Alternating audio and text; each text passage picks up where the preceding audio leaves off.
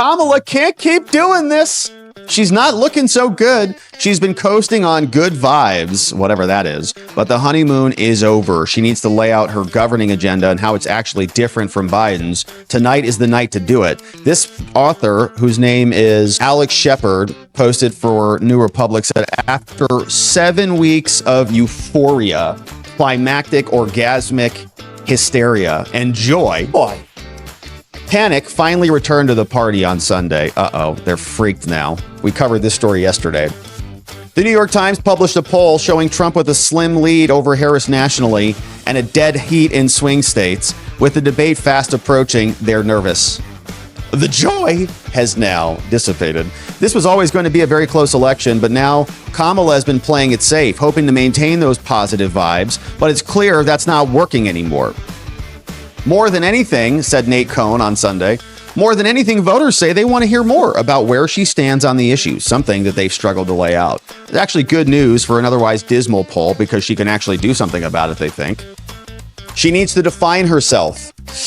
That's a tall order, dude. She wants to give illegal aliens full surgical benefits to chop their genitals off or add them to themselves, whatever they want. Taking up since the nominee, she's publicly now breaking with Joe Biden, but Joe Biden is not breaking up with her. Sorry, Joe Biden still wants to be in a relationship with Kamala. Now, 3 days before the Times poll came out, Kamala's campaign announced a new policy, kind of. Her campaign said she was no longer in favor of banning plastic straws. Wow, what a heroic, historic position from this heroic, historic candidate. 5 years ago, as a senator, she came out in favor of phasing out plastic straws with the toxic paper ones, right? They are actually toxic. Have you seen that?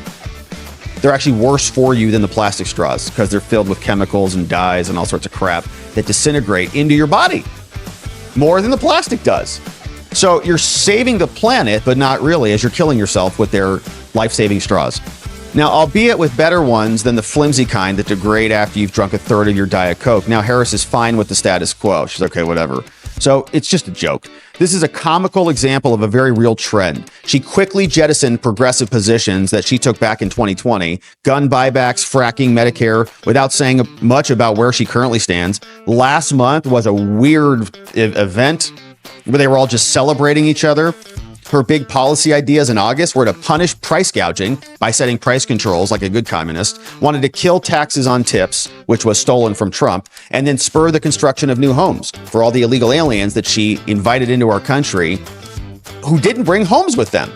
The campaign strategy, it seemed, was to ride those good summer vibes and avoid the risk of an aggressive policy agenda that would expose her to criticism. They do not want her to have to take a position on anything because if she does, then people can orient against her. The Harris campaign is only now belatedly realizing that this is a problem. On Sunday, they finally added an issues section to her website.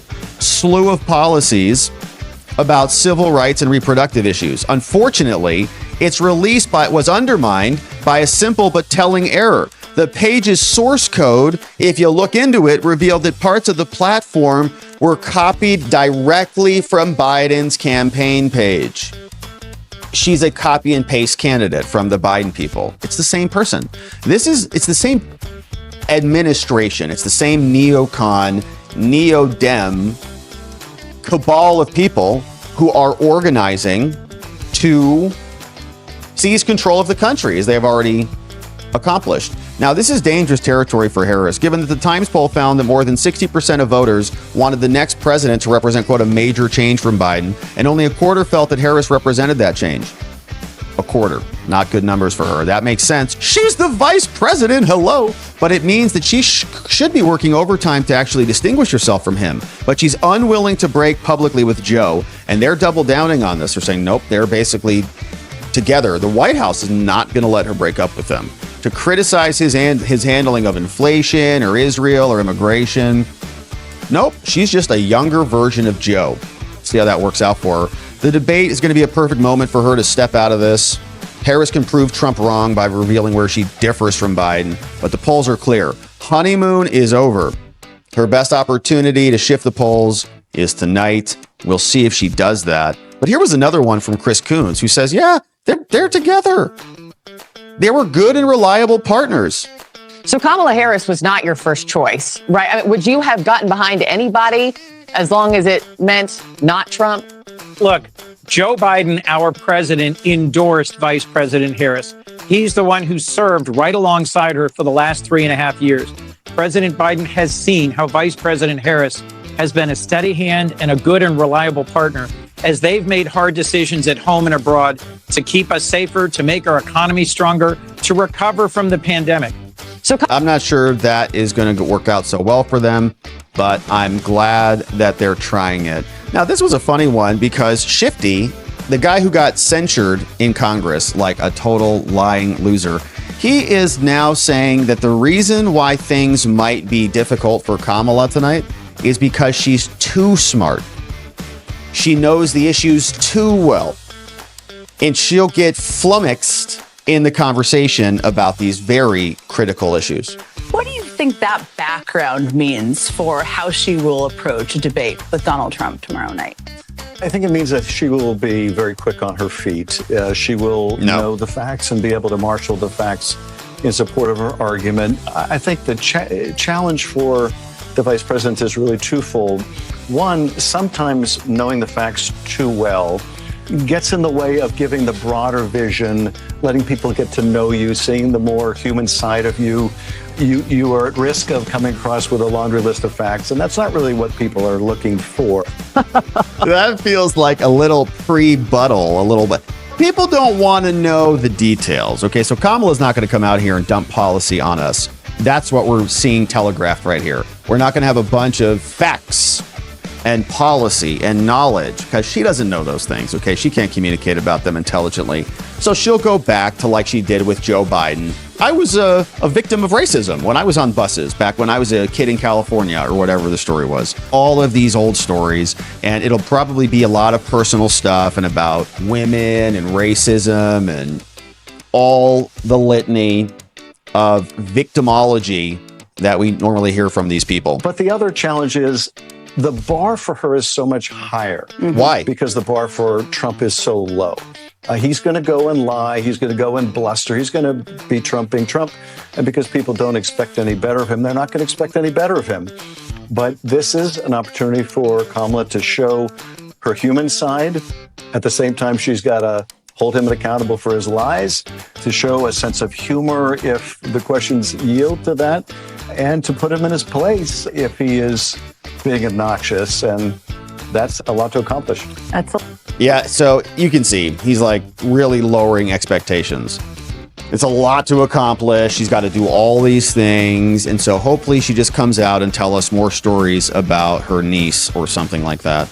Now, we have Tulsi Gabbard is out explaining that it's all just a fake show. They just make her up with all this light and camera and action, and it's just a facade. There is no real person behind Kamala. As you remember, Jesse, she was treated like with kid gloves by the mainstream propaganda media. She was treated with kid gloves, even by every other candidate that was on that debate stage. No one questioned her, challenged her, or called her out for the record as prosecutor that she claimed to be proud of. She talked every day about how she'd be a prosecutor president.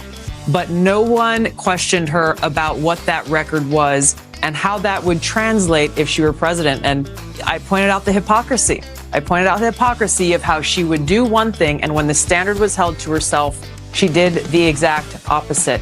We're seeing that opportunity again in this debate coming up tomorrow night for President Trump to do the very same thing. What Kamala Harris is saying, the lies that she is selling to the American people now, is the exact opposite of the record that she has had, frankly, as the incumbent in this race. She's been in the White House for the last 3.5 years, almost 4 years, not President Trump. And our country's in a disastrous position as a result, both on domestic and foreign policy. So she's not to be underestimated because she is talented on a debate stage. There's no question about that. But she's going to have a tough time trying to defend this record that, quite frankly, from the view of the American people, is indefensible. When you observed her on the debate stage, what was it about her that created this aura where people were afraid to go after her? And what did you notice her strengths and weaknesses were? Yeah, she's formidable. Really? That's a good question. I saw and experienced a lot when I ran for president, but really that between the leaders of the DNC and the leaders of the mainstream propaganda media, the fix was in. They picked the few who they wanted voters to hear from, and for the rest of us, they tried to destroy us. But this is one of the frustrating things about being on that debate stage that still continues now is the mainstream propaganda media creates this political theater. And they take very lightly the serious choice that we have as voters. And so they have created this false premise that whoever wins this debate, therefore, is the candidate that deserves to be president. Being a great debater does not qualify a person to be president, but this is Kamala's goal, Jesse. And this is why she's locked herself in her hotel room, taking extreme acting lessons. She's got Hollywood advisors, a stage, the Hollywood lights, in the hopes that her friends at ABC and the propaganda media will declare her the winner. And that may be enough to trick voters into actually voting for her. I don't think the American people are going to fall for it. So we'll see, but I think she's right about that. Doesn't really matter what happens tonight. They have no choice. With Joe Biden, they had time and an opportunity to say, we got to make a change. Now there's no time. Okay. Kamala is the nominee. They had the DNC. She is it. It's all or nothing, right? It's do or die time. So she could come out here and stutter for 90 minutes. And a lot of people on the left are going to say she's incredible. She's amazing. Historic black female, all the things. Go vote for her or else we're all going to die because Trump will win. So we'll see.